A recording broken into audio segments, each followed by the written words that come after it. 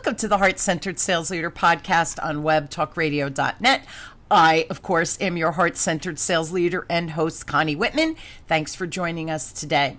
So as you listen to the show, I hope really that my guests and we provide some really good tips, strategies, and ideas for you to implement. It's all about implementation today, right? So that you can apply and change results in your life. In this case, right, it's about sales and business growth and client growth and delivering on whatever service or business that you're in. So hopefully my guests and I give you just a little tip or tool to implement and make your life a little bit easier. If you're loving the show, which of course I hope you are, please subscribe so you don't miss an episode, and rate and review. I feel the love and I appreciate it. And of course I have a free gift for everybody. It's how I always try to start the show. If you go to whitmanassociates.com and you do /CSA for communication style assessment, you actually take a little quiz and you'll get 2 reports. One will share your superpowers and one will share your blind spots. Blind spots, you guys know, I think is more important sometimes, so we stop shooting ourselves in the foot. So again, whitmanassociates.com /CSA, my gift to you. So my motivational quote today is by Gabe Zichermann, and Gabe says, gamification is 75% psychology and 25% technology. All right. So after hearing that quote, I know some of you are thinking, all right, what the heck is Connie talking about this week? Well, I'm trying to keep you on your toes, of course. And I want to also share new things. As I learn new things, I always want you guys to learn new things. So are you intrigued? Today, we're talking about using technology online and really how that has become a new skill that we kind of all have to embrace, learn, and navigate. And the question is, for your online interactions, we're always on Zoom, Skype, Google meetups and all those other things. Are they boring or are they engaging? And they really should be engaging. So of course, my guest today is an expert on this very topic. And my guest is my wonderful friend, Mary Nunaley. Now, Mary is a Master Instructional Designer, and she enjoys working with clients to create engaging, interactive learning experiences. Now, she's a lifelong gamer. She's a pretty cool chick. She is also a student of gamification and enjoys sharing ways to employ game strategy and gamification concepts to projects. Now, originally from Chicago, she currently lives in Nashville area. That's my favorite adult playground. When she's not on the computer creating content, she's in the kitchen creating treats or crocheting cat couches. Yes, cat couches. She's my definitely goofy friend and my wonderful, amazing gamification expert, Mary. Thank you for coming on the show. Connie, thank you for having me. And I was so excited to hear that quote from Gabe because so many folks forget about the psychology of gamification and focus on the technology. So what a great way to start this episode. Thank you. Yeah, and it was so cool, Mare, because when I found that quote, I was like, wait a minute, it's technology, but the essence of why we want to create that gamification, right, that engagement, that fun, it's really the 75% technology, and that's when we learn, when we're having fun, right? We're the psychology of the 75%. That's what we're tapping into. So, yes. Yeah, and I want to talk about, because you and I have known each other now for well over a year through networking and different things, and Mary helped me create a little cameo video about when I launched my book July of 2020, and it's awesome, guys. You can definitely go on my website and it's there. But here's the thing.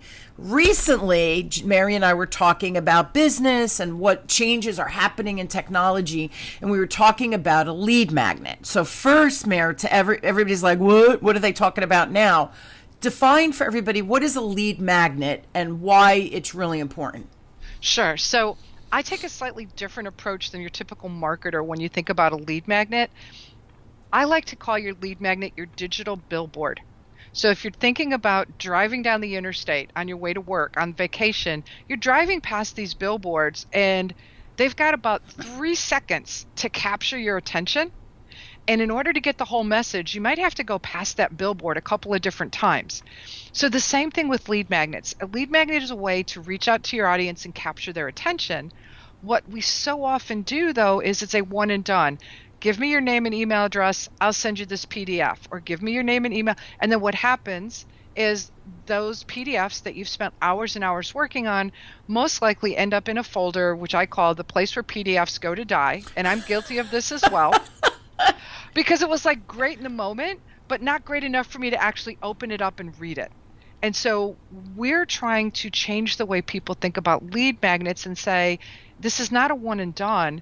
Share that same information over and over, engage your audience, get them to do something with it, and you will have better success and better recognition. Yeah, and so just define for everybody why we need that lead magnet. Yes, so it doesn't go in a folder to die, and it's our billboard, but that lead magnet really is specific in nature, right? So why? That is correct. And we need multiple lead magnets, right? I would encourage people to have multiple lead magnets or variations. And why you need the lead magnet? Well, unless you're selling, nickel candy, which dates me quite tremendously here, most people are not ready to invest large amounts of money, and large could be anything from $50 to $50,000. It depends on who your audience is, until they have a chance to get to know you and get to know what you're offering. So if you think about your lead magnet as back in the day when they could give free samples of food at the shopping mall, for example, that's your sample. It's just like, have a taste, get a minute, take a couple minutes to get to know who I am, what I offer, might we be a good fit? Now let's take that next step. So sticking with the food analogy, because I'm all about food, you take that sample and then you go, oh, that was kind of tasty. I wasn't in the mood for Chinese chicken, but now I am. So now I'm going to go and order something. And if that order lives up to what that sample did, you're probably going to go back at least one more time, sometime when you're shopping, and order again. So if you apply that to your lead magnet, it's like, here's a sample, gives you a little taste of what I can do for you. Now come back and get some more. Oh, great. Now you've got a better idea of who I am. Now let's introduce you to maybe a lower level priced product where you get a better sense of me. But don't go straight from, here's my lead magnet, buy my $5,000 course. Yeah. There's a nurturing component. And that's sales. I mean, right? Well, it is and it isn't. Marketing and sales, two very different things. I know people are sick of me saying it, but I'm telling you, my one son's looking for a job and he had a marketing degree. He goes, Mom, everything is sales. And I go, I know, that's the way it was 39 years ago when I was looking for work, right? I thought marketing, ooh, great. And it was a sales job. And I ended up in sales. He definitely doesn't want to do sales, which I understand, right? So here's the thing, though. It's an entree for the client to get to know you and start to build that know, trust. They're never going to buy from you if they have no idea who you are and they're not able to know, and trust you. And really, trust is the key piece. So, excuse me, the lead magnet is a way for them to get to know you initially, to start that trusting path, because nobody's going to buy from you if they don't trust from you. That to me is sales 101, right? Right. And Now, then the other, go ahead. sorry about that. The other piece of that, though, is it also gives you a chance to see if this client might be a good fit for you. Because if it's an interactive lead magnet and you have them taking action, you can also go, oh, they went all the way through it. They're more interested in what I have to offer versus, oh, they just gave me their email address for this downloadable. I have no way of knowing if you read it. That's right. So this is it's a two-way street versus it's less one to the audience. Now it's back and forth. And so talk about that now. So this lead magnet with the gamification, right? Let's go back to my quote. So now what is gamification and how does that connect to the lead magnet to create exactly what you just said, that kind of back and forth engagement? Sure. So one thing I'd like to just start off by saying, and this is my bias, so you're going to hear other people say different things. Oftentimes today, when people talk about gamification, they're really thinking about points, badges, and leaderboards. And it's just like, oh yeah, how do I gamify my lead magnet to give points or to give badges? And what I would like to say is that it's more than that. Going back to that quote from Gabe, going back to the person that I mentor under, it's about the psychology and the behavior. Yeah. So thinking about with your lead magnet, who is your audience? What action do you want them to take? So you have to be really clear about that. but it's also about giving them choices. So if you think about playing a game, you have choices to make while you're playing the game. With your gamified lead magnet, give your audience choices, whether it's like, do you like chocolate, vanilla, or strawberry? Okay, back to food again. Chocolate. Okay, great. So now that takes me to the next page that says, great, you like chocolate. Do you like waffle cones, or do you like your ice cream in a dish? I'm like, waffle cones. All right, so then there's one more question. Are you in the mood for ice cream? Yes or no? So if I say yes, then a screen pops up and it's like, here's 3 ways you can get ice cream. Here's a coupon. Here's the address of the store. Here's our phone number. If I say no, guess what? It takes them to another screen. It's like, sorry, you're not in the mood for ice cream. Here's a coupon. Here's the address of the store. Here's our phone number. When you're ready for some ice cream. So even though you're giving them the same information at the end, your audience is taking a path. They're having some control over their decisions. And you're putting an element of fun, because if you do it with some fun graphics and stuff, people are like, oh, this is cool. You got to go see what this ice cream, thing is all about. Let me share it. Well, guess what? Now you're getting more traction. And then again, at the end of the day, you want to make sure that there's a way that you can capture their phone number or their email address or something also. It's so funny as you were describing that. Of course, now I want vanilla ice cream, which is my favorite, but I want the chocolate shell on it in a dish, right? So I want the chocolate shell, which you didn't offer in your little offer there. But I love that pathway, because if I'm a strawberry lover or chocolate lover, it doesn't matter. You're having them. It's like like when you go to an amusement park and you go in the mirrors and you can go this way, go that way, but they all funnel you right through different game fun mirrors, right? That making you real wide, making you real skinny.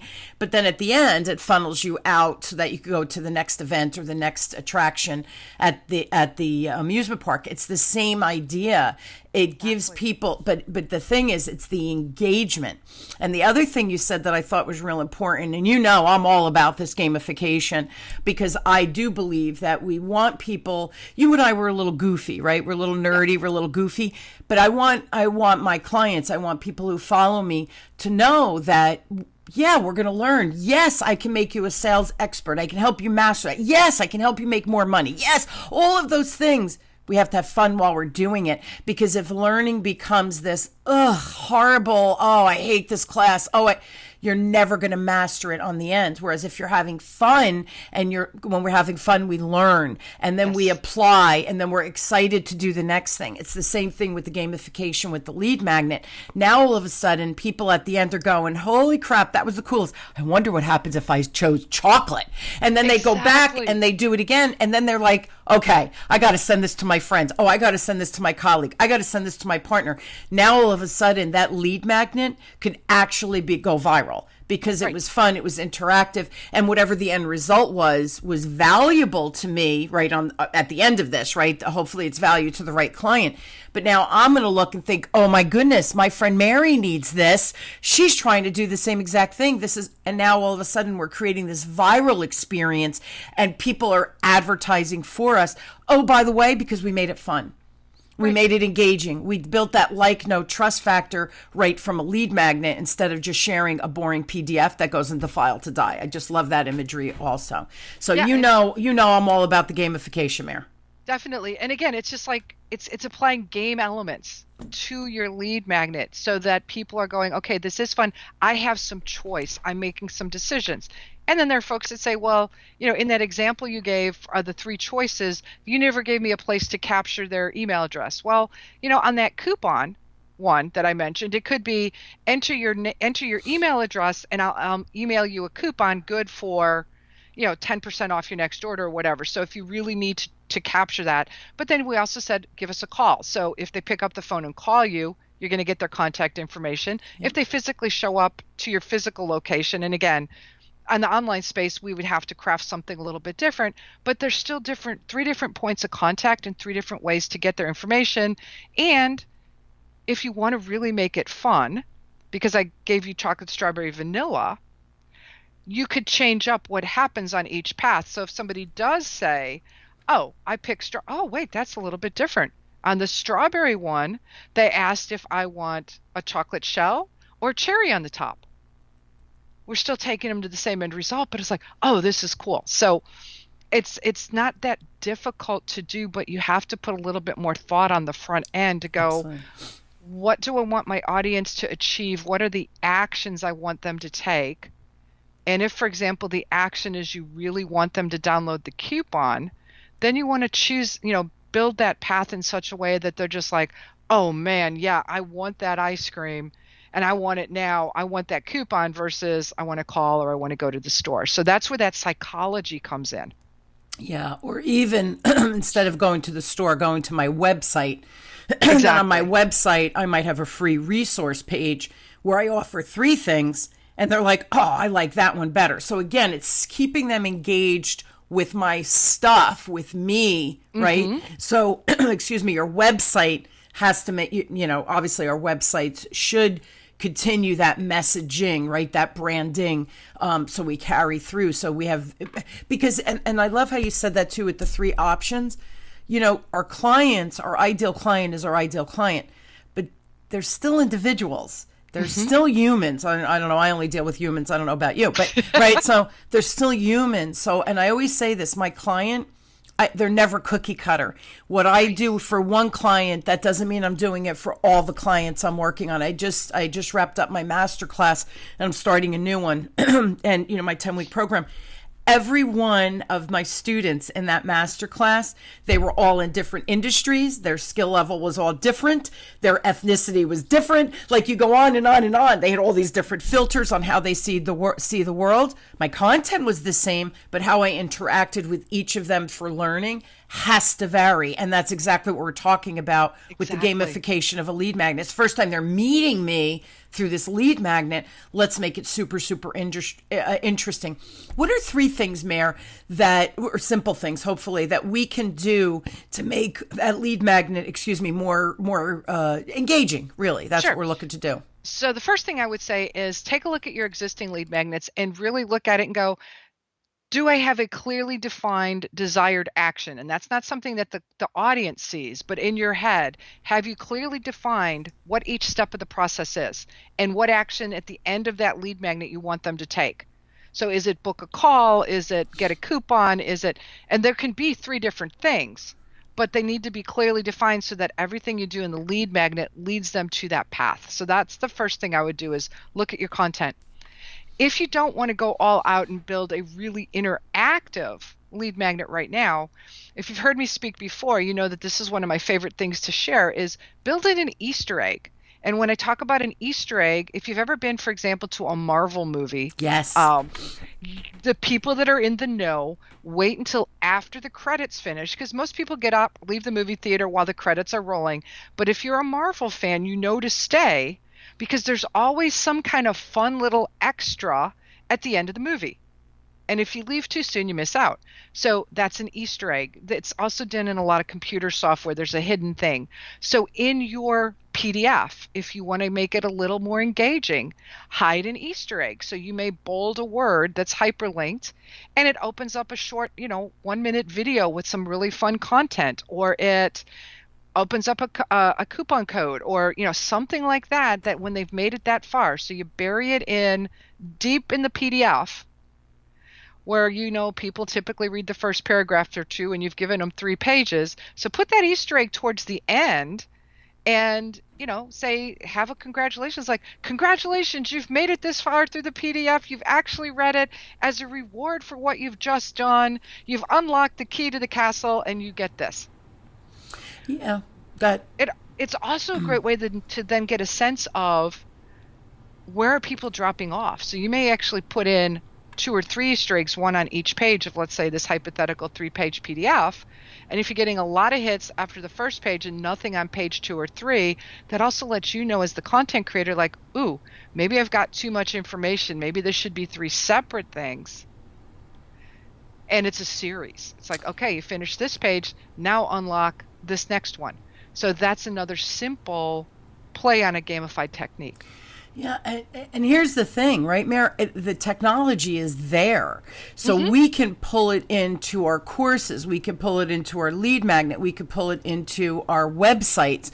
We can pull it into, like you said, even a PDF where, and the other cool thing I think is as people get to know you and you create new content or a new PDF, they're like, oh, I gotta check this out. I guarantee she's got 3 cool Easter eggs in there. Or, well, Connie wants me to get to the end. Let me see what she's given me throughout, right? And it could be an extra tip. It could be a coupon. It could be a free consult, whatever it is. Right. You're building that in. Yep. It could be a short, fun video where, again, it hammers home the point of what the PDF was about. So the technology is there. It's so easy to implement this kind of stuff into anything. And you deal a lot with corporate clients as well, so that their training departments, even HR, right, where they have the mandatory training. That doesn't mean it has to be boring. You can gamify even the more legal kind of content with harassment and stuff like that, but that doesn't mean it has to be boring. Training. Yeah, the compliance. But one of the things that I like to do when I share with entrepreneurial audiences especially are things that you can do that take that strategy at a very low cost or almost no cost, instead of like, oh my gosh, now I need to invest in this $5,000 gamification system. And so one last tip, because you asked for 3. The other one is Pokemon Go. Some of your audience may be familiar with this, others may not. Pokemon Go was a big thing 5 years ago. So it's celebrating its 5th year anniversary this month. Part of Pokemon Go was you had to scan and find these little animated creatures, and then you would take them and hatch them and collect them and trade them. And that's a concept in gamification and in gaming called collection sets. So again, what you were saying about, let's see what Connie has in mind and open this. You could actually put a QR code or an image on the bottom of 3 or 4 different PDFs, release them at different times, and then tell your audience, catch them all, got to get them all, and then put the 4 pieces together. Maybe it's puzzle pieces, scan them all, show me that you've got all 4 pieces, and that's going to give you some extra bonus or something as well, because you've taken the time to read and scan and reach out. And so now I give you 15 minutes of my time, or now I give you, a free course, or something like that. So that's another simple, easy thing that you can do that's very low tech. And every one of these, like as Mary's going through this, I'm like, yep, gotta do that. Yep, gotta do that. Yep, gotta do that. Gotta do that one too. It's just so funny that there's so many ways to use this. And I had mentioned the video, right, before about my book. And you had done it for someone else. I think they were launching a podcast. And I was like, can you do that for a book? So again, it's these creative juices that just talking to you, Mary, right? You're like, and then it was funny. I don't know how I learned that you were doing the lead magnets, and I emailed Mary and I go, we have to talk. This lead magnet thing, teach me. What are you doing? I want to understand this. And then, I think I referred you to a couple of people saying, wait a minute, I think you need to look at this. You guys are creating whatever it is. I think Mary could be a great contributor to what you're trying to create. Stay with the lead magnet one more minute with me before we go to the video. When is an interactive lead magnet? What are opportunities for businesses, and this is both corporate as well as business owners like myself, when is that interactive lead magnet the most beneficial or impactful from a usage standpoint? So that's a great question. And I would say when you're working to help your client or your audience, or in a corporate setting, even a prospective new employee, make a decision about, is my product or service right for you, to help them think through their own objections and thoughts. Because by using more of the game strategy, interactive, gamified style lead magnet, they're able to make some decisions at a very low risk to them platform. Yeah. And then if you add that fun element in it as well, it just makes it something where you can go back and try it again and go back and try it again. Yeah, it's cost effective, so it's easy to test and reiterate, because once you build the structure to go in and change the pathways or to change what the end result is or how they're linking with you, you can. And I love that like the the three little pigs, right? The three doors, right? The three buildings, or the porridge, right? The Right.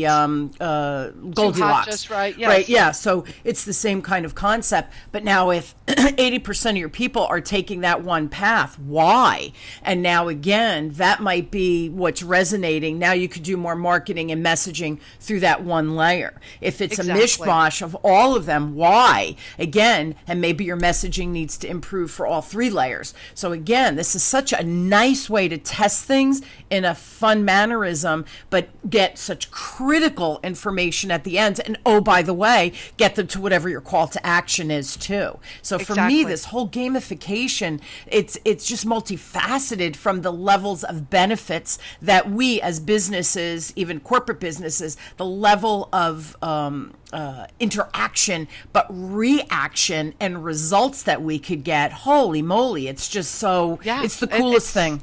It's an untapped resource. It is. And again, you can start out with very simple things. And then as you get more success, as you bring on more clients, there are more tools and more programs and platforms that you can use that increase in cost. Yeah. But they're also increased with the reporting results. Like adding a Easter egg to a PDF, you're going to know if people clicked it based on wherever it's pointing to, but you're not going to get as much data as if you're on this, gamified platform that's just like, okay, so most of your people are doing this at 2:00 in the, so again, the more deeper reporting you want, the more expensive of a system you have to host it on.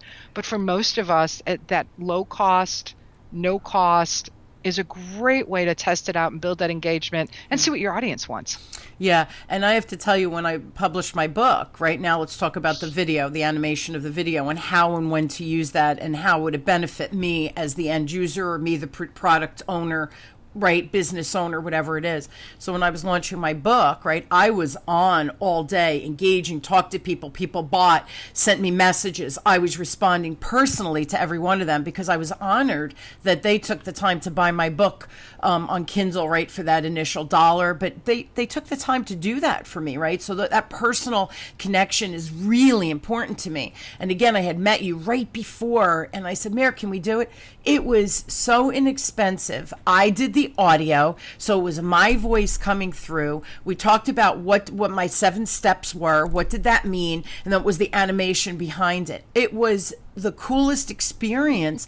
And when I did go live, right, for the day of the launch of the book, people, when I posted that, because I posted throughout the day, my interest of spike, or the interest level spiked when I put that video up, because it was almost like a pattern interrupt. Connie talking, wait, what was this thing? And yeah, so there was tremendous engagement from that. And the price point was, it was so affordable that, and I felt like I was giving more to the people who were supporting me, have a little bit more fun with me, than me just saying thank you, thank you, thank you. So, but talk to us about these animated videos. When should they be used? For, not just for a lead magnet, is what I guess my question is, right? And that's a great point. And as Connie was mentioning, we were able to create an avatar that mostly looked like her. I mean, there are some limitations without spending thousands of dollars on a custom drawing. Yes. But it looked like her. It sounded like her. She was walking through all these different scenarios of when sales take place based on the points in her book. And it was only about a minute long, which is perfect, because it's that bite-sized chunk, grabs people's attention. And so animated videos along those lines are great when you're trying to showcase a specific product or idea. If you're introducing a new workshop or a class, with a lot of our corporate clients, we've moved away from green screen, somebody on screen talking at the class, to animated videos. And there's a higher retention rate with employees, because they're just like, oh, this is different. And it's not like a kitschy cartoony. It's, it's a real professional looking video, but it's now putting you out of that situation yourself, and it's a lot easier to put yourself into the material, for lack of a better term, because you've got these characters that you can relate to that are telling you their story and giving you wisdom or advice or, boring compliance training. But it's not the, today we're going to learn about sexual harassment and how to prevent it. So it's a much more powerful medium. So in terms of an entrepreneur especially, think about using these short videos. 30 seconds to 60 seconds is ideal because it grabs people's attention. You can run them as ads to promote a product or a service. You can send them out as a text message because it's short. So different ways to just grab people's attention, and then do it in small doses. Because if you do too much of anything, people tune out. So it's like, oh, this is special. This is something that we're trying to highlight. Yeah, and it was cute with the video. Mary did mention briefly that she made it look like me. So the animation it was a creature. I'm a creature, people. Now, it was the animation. It had curly hair. It had a jacket on, but jeans. So or pants. So originally she put it a skirt. I go, Mary, everybody will know that's not me. I never wear a skirt. I hate a skirt. I'm a pants kind of gal, right? So she put the trousers with a jacket, and again, the curly hair. It was really, really cute. And then my voice obviously was coming out of the little animated girl that walked from vignette to vignette. So many fun things we can do. We're out of time, but one last quick question. There's so much software out there. Why would someone want to work with an expert like you versus, because there's a lot of do-it-yourselfers. I know how I feel, but why, what to you is the value of hiring someone like you, like I did, right? Sure. So quickly, the one thing is the amount of time, you can buy the software anywhere from, $47 to several $1,000s, but then how much time do you have to actually learn it and master it? So what might take you, Connie, 10 hours to do a 30-second clip, my team and I can do in, half that time or less, because we are familiar, we know the ins and outs, we know exactly what to do, how to smooth it out, how to make it look good. When it comes to gamification, we don't support a specific gamification platform. What we work with our clients on is what's the strategy and helping you figure out what is that pathway. And then we can also build engaging interactive lead magnets for you if you like. And again, if you want to do it yourself, that's great. We'll make sure that you have a solid foundation so that you can do it. But where so many people miss is the strategy part. They're just like, I'm going to dive in and do it myself versus what am I trying to accomplish? And that's where working with that expert can really help. Yeah, and I'm just going to put my 2 cents in on that. And people that know me know this, right? Initially, when I started my business 20 years ago, I did everything down to, I was like, I'm smart. I could figure out how to do a website, right? 3 years later, I still didn't have a website, right? So all of these things we say we can do it. Sure, you're smart. You can do it, right? Most business owners, executives, we're smart people. That doesn't mean we should be doing these other things. So I'm all about my time is super valuable. Where am I best spent? My zone of genius is networking, meeting people, connecting people. Ooh, you need to meet this one, right? Building that reputation of, Connie is friendly and loving and all of those things, right? That's why people come to me, not because I know how to gamify something. And oh, by the way, put pins in my eyes. I don't want to learn how to do that technology when I have someone like a Mary. And oh, by the way, super duper affordable as well. And that's why to me it was a no-brainer with the book. And that was my first introduction into this gamification. So yes, we can do a lot of things ourselves, Mary, but we're the penny wise, dollar foolish. And I know as business owners, we try to save costs, which is smart. I'm not saying go out and be a spending crazy person, right? But that spending money, sometimes our time, what is the value of your time? That was a really hard lesson for me as a business owner to learn. Now I'm really good at saying, wait a minute, what's the cost if I hire somebody? How much time am I going to have to put in? The cost of me putting the time in is exponential compared to hiring. Yeah, this is something that I need to outsource. So again, there's choices, but there's a lot of choices out there. And Mary is super fun to work with, super affordable. And the other thing too, Mary, which you didn't mention, but she talks about the budget too. So sometimes, okay, yes, maybe you should buy this software for what you're trying to do because it's several projects you want to work on. I can help you with the strategy. Mary can do that, and then you could hire someone, or you can do the animation yourself. So Mary's really, really user friendly to work with. They're the kind of people that I bring to the table in my business, but that I share as well. And Mary's one of my main peeps.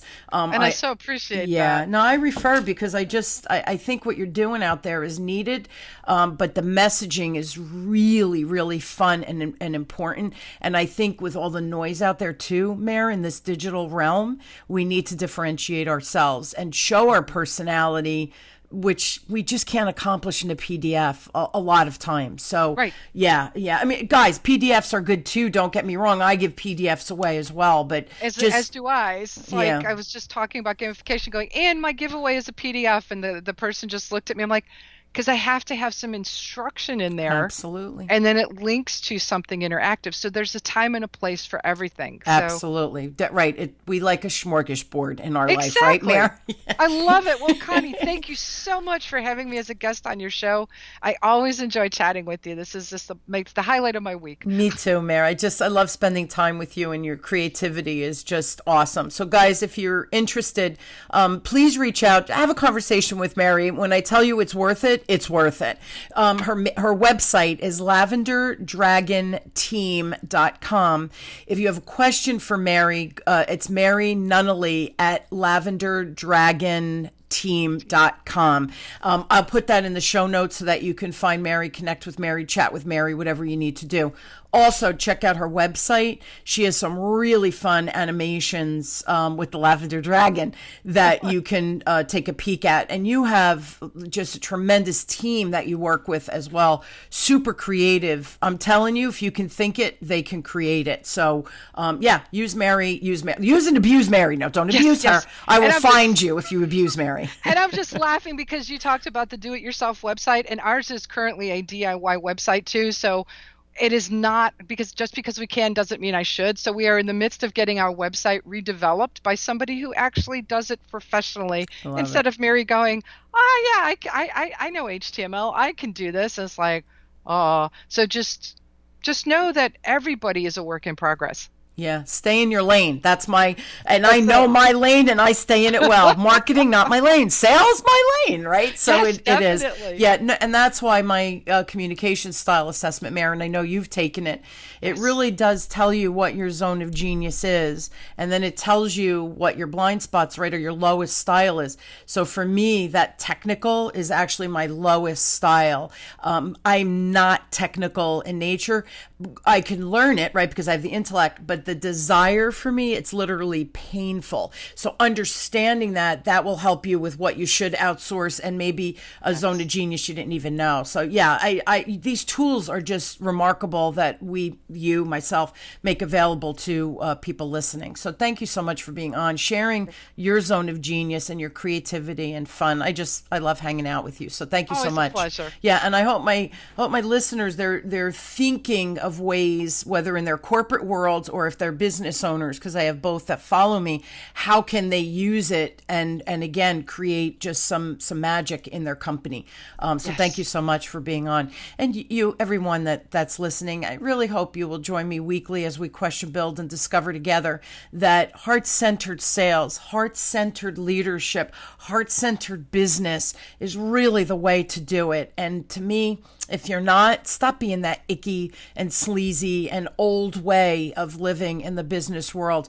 The time is now for you to shine and show your heart-centeredness. And I think that's where we need to be in our business world as a whole. So thank you for tuning in to the Heart-Centered Sales Leader podcast with me, your heart-centered sales leader and host, Connie Whitman, on webtalkradio.net. Mary, thank you again. Thank you all for joining me. I truly wish you just a wonderful, inspired week where maybe you gamify some parts of your life to create some inspiration that you didn't even know was there. I'm truly honored to have you on this journey with me, and I always hope that you learned something new today so that you can apply it and create change and animation in your life. So thanks for tuning in, and Mare, thanks for being here today. My pleasure. Thank you. I love you all. Take care. Have a great week.